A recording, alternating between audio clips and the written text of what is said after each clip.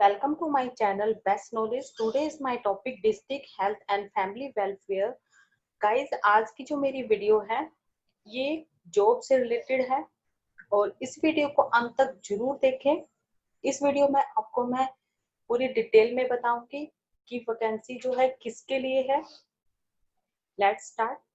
सबसे पहले इसमें दे रखा है district health and family welfare society Narnaul requirement 2020 technician vacancy 20,200 salary apply now.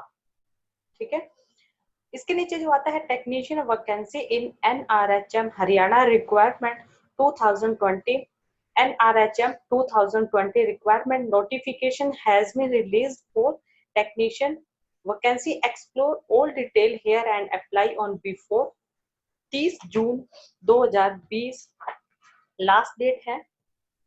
और मैं आपको इसकी जो पूरी डिटेल है वो भी बता देती हूँ।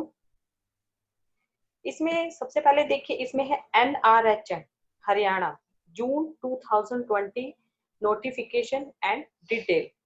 सबसे पहले इसमें है technician B pharma BSc GNM D pharma और जॉब लोकेशन रहेगी नारनौल। टोटल वैकेंसी है 17। डेट एडेड है 24/6/2020। Last date to apply 30 June 2020। Guys, मैं इसमें बता दी टेक्नीशियन में जो आ रहे हैं वो है B pharma BSc GNM D pharma. ये जो है मेडिकल स्टूडेंट ये अप्लाई इस जॉब को कर सकते हैं। और दूसरा नंबर इसमें जो जॉब लोकेशन रहेगी वो नारनौल की है।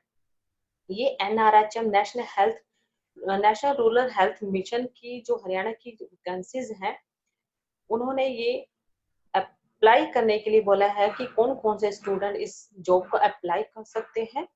इसमें D pharma B pharma BSc GNM वाले इस जॉब को अप्लाई कर सकते हैं। टोटल वैकेंसी इसमें 17 है। जो डेट है इसमें इन्होंने 24/6/2020 को बताया और इसमें जो लास्ट डेट इसकी अप्लाई करने की है 30 जून को है। आपके पास सिर्फ 6 डेज बचे हैं। आप इस जॉब को जल्दी से जाकर अप्लाई कर लीजिए और फॉर्म फिल कर लीजिए। इसकी मैं आपको पूरी डिटेल बता देती हूँ कि आपको कैसे इसमें फॉर्म भरना है और इसकी क्वालिफिकेशन क्या रहेगी। सबसे पहले इसमें है company name district health and family welfare society Narnaul. ठीक है, जो पोस्ट का नेम है वो है टेक्नीशियन। Number of post 17। जो टोटल पोस्ट रहेगी वो है 17। सैलरी है 5,200 20,000 per month. Job location Narnaul. Last date 30 June 2020। Similar job Haryana government job. ठीक है, अब मैं इसकी आगे भी डिटेल बता देती हूँ। इसमें जो क्वालिफिकेशन है उन्होंने डिटेल जो बोली क्या क्वालिफिकेशन होनी चाहिए। सबसे पहले देखिए इसमें पोस्ट नेम टेक्नीशियन।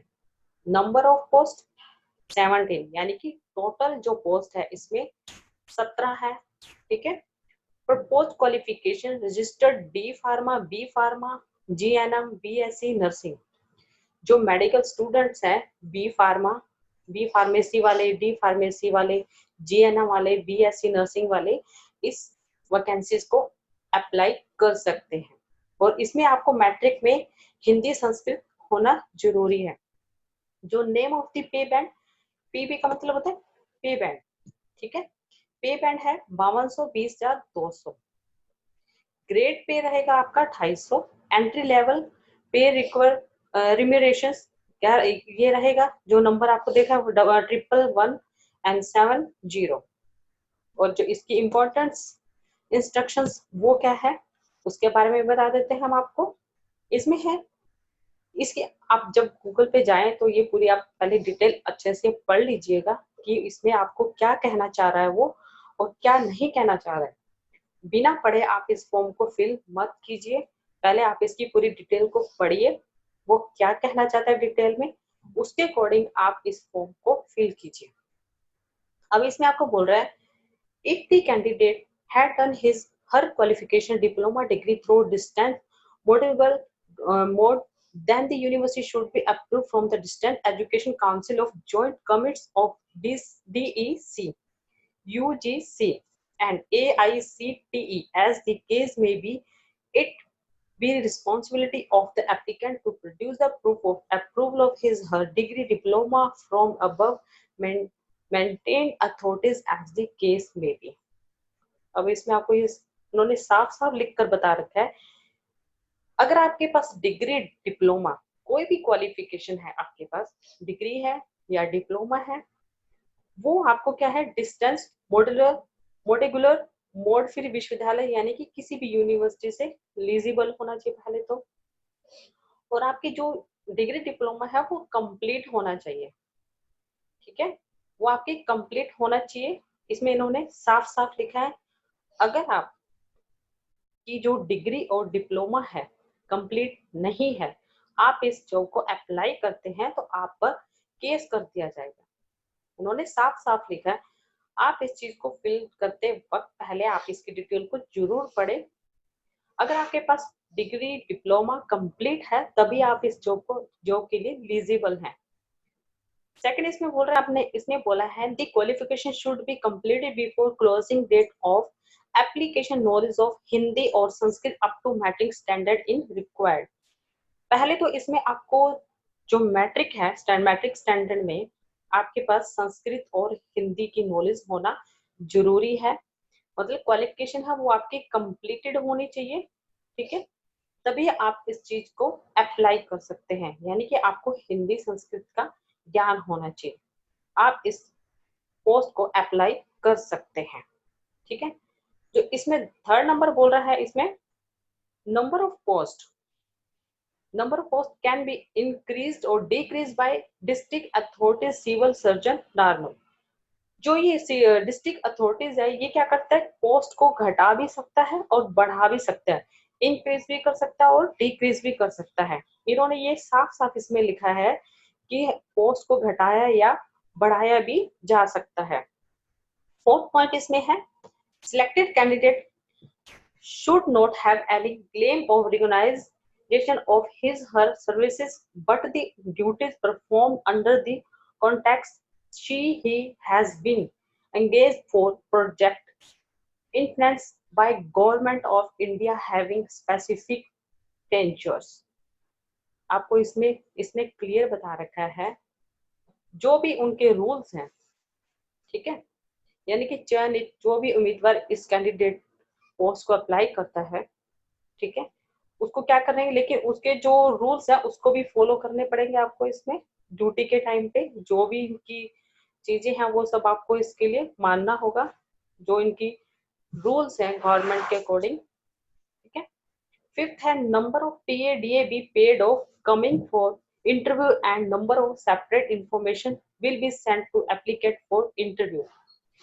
इंटरव्यू के आने के लिए कोई टीए या डीए का भुगतान नहीं किया जाएगा और कोई अलग से जानकारी नहीं दी जाएगी आपको इसमें।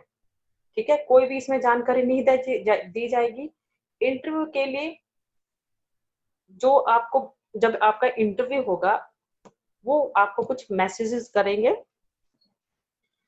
तो आपको पता चल जाएगा कि कब इंटरव्यू है, वो साफ साफ इन्होंने लिखा है, यानी कि साक्षात्कार के लिए आवेदक को भेजा जाएगा। ठीक है, this office will not responsible for any postal delay. जो ये इनका जो ऑफिस है वो किसी भी डाक देरी के जिम्मेदार नहीं होगा। डाक के द्वारा अगर आप कुछ पोस्ट करते हैं तो वो जिम्मेदार नहीं होगा। उन्होंने साफ साफ लिखा है। सिलेक्शन प्रोसीजर है वो भी देख लेते हैं हम। इन्होंने जो लिखा है कि सिलेक्शन जो है वो कैसे होगा वो उन्होंने साफ साफ बता रखा है कि selection will be based enter written exam interview. इसमें रिटन एग्जाम भी हो सकता है और इंटरव्यू भी हो सकता है। इन्होंने साफ साफ लिखा है हाउ टू अप्लाई, आप अप्लाई कैसे कर सकते हैं। Application from will available from day of advertisement publish in newspaper till 30/6/2020 in diet civil surgeon on any working day between office hours working day up to 36:05 PM। इन्होंने बोला कि जब ये हम इस पोस्ट के लिए जो बताएंगे वो कैसे बताएंगे, न्यूज़पेपर के थ्रू बताएंगे। जो 30 तारीख को जो न्यूज़पेपर आएगी उसमें आपको टाइमिंग दिया जाएगा, बताया जाएगा कि इंटरव्यू के लिए जो है कैसे है वो सारी डिटेल आपको 30 जून जो न्यूज़पेपर आएगी उसमें आपको बता दिया जाएगा, ठीक है। और शाम के 5 बजे तक आपके पास ये मैसेज आ जाएगा कि जो न्यूज़पेपर है उसमें जो इन्होंने बताना है वो 30 जून को बता दिया जाएगा। इसके बाद आता है one application will be considered for one post and इन्होंने साफ साफ इन्होंने आप इसको पूरा का पूरा पढ़ लीजिएगा, मैं आपको इसके बारे में बता देती हूँ फुल। इसमें क्या है कि जो आप पोस्ट अप्लाई करेंगे वो सिर्फ एक ही पोस्ट पे अप्लाई करेंगे। ऐसा नहीं है कि आप डी फार्मा भी हैं और फिर आपने जीएनएम बीएससी आप दो दो पोस्टों के अप्लाई कर रहे हैं, ऐसा नहीं हो सकता। सिर्फ इसमें एक ही पोस्ट को अप्लाई किया जाएगा और एक ही पोस्ट वाले को ये पोस्ट दी जाएगी। अगर आप दो दो पोस्ट भरते हैं तो आपका जो फॉर्म है उसे नहीं माना जाएगा, ठीक है।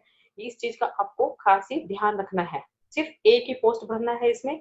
और जो बिना पद का यानी कि बिना पद का नाम और सीरियल नंबर अस्वीकार कर दिया जाएगा। आपको इसमें मेंशन करना पड़ेगा कि आप कौन सी पोस्ट के लिए अप्लाई कर रहे हैं, ये आपको इसमें पूरी डिटेल में बताना है। आप जीएनएम के लिए अप्लाई कर रहे हैं, बीएससी वालों के लिए अप्लाई कर रहे हैं, या फिर आप बी फार्मेसी के लिए डी फार्मेसी के लिए, ये आपको सीरियल नंबर आपको बताना पड़ेगा कि आप किस पोस्ट के लिए अप्लाई कर रहे हैं। ये आपको पूरा पूरा मेंशन करना पड़ेगा। अगर आप मेंशन नहीं करते हैं तो आपका डिस्क्वालिफाइड कर दिया जाएगा, आपका इंटरव्यू नहीं होगा। आपको इसमें एक तो ओरिजिनल डॉक्यूमेंट लेके जाने हैं, जो आपके पास क्वालिफिकेशन के डॉक्यूमेंट्स है वो आपको ओरिजिनल लेके जाने हैं और साथ में फोटो कॉपी भी लेके जानी है। और इसमें सेल्फ अटेस्टेड कहीं भी नहीं दे रखा है। आप इसमें गूगल पर जाकर आप इसे पूरा सर्च कर लीजिए, उसमें आपको बता देगा डॉक्यूमेंट। फिलहाल तो जो मेरे पास इस वक्त है मैं इसमें बता देती हूँ कि इसमें इन्होंने बोला है कि आपको ओरिजिनल डॉक्यूमेंट लेके जाना है, लेकिन फिर भी मैं आपको बता देती हूँ कि आप एक सेल्फ अटेस्टेड कॉपी भी साथ में लेके जाएं और जो ओरिजिनल डॉक्यूमेंट है वो भी साथ में लेके जाएं। इंटरव्यू का जो टाइम है वॉक इन इंटरव्यू 6/7/2020 को रहेगा, ठीक है। इस चीज का खास ही ध्यान रखना, जब भी आप जाए ओरिजिनल डॉक्यूमेंट लेके जाए। और जो इंटरव्यू होगा वो 10 बजे के तकरीबन स्टार्ट होगा और वो आपको चाहे तो वो डायरेक्ट इंटरव्यू भी ले सकते हैं या रिटर्न में भी ले सकते हैं, वो उन पर डिपेंड करता है।